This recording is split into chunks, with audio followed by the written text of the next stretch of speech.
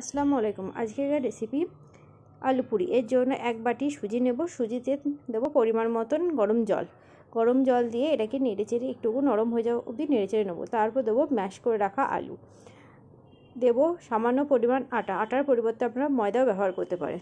এরপরে দেবো লবণ, কালো জিরে, হলুদ গুঁড়ো, লঙ্কা গুঁড়ো, চিলি ফ্লেক্স এবং সামান্য পরিমাণ তেল, সাদা তেল। এখানে সাদা তেল ব্যবহার করাই ভালো। এগুলো দিয়ে ভালো করে নেড়ে চেড়ে ভালো করে মাখিয়ে নেব। নরমাল যেরকম লুচির আটা মাখান সেরকম করে মাখিয়ে নেব। এরপর ছোটো ছোটো লেচি কেটে তেল দিয়ে তাকে বেলে নেব।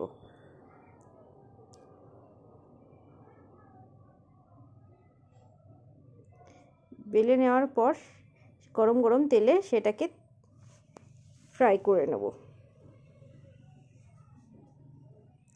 তাহলেই রেডি আলু পুরি।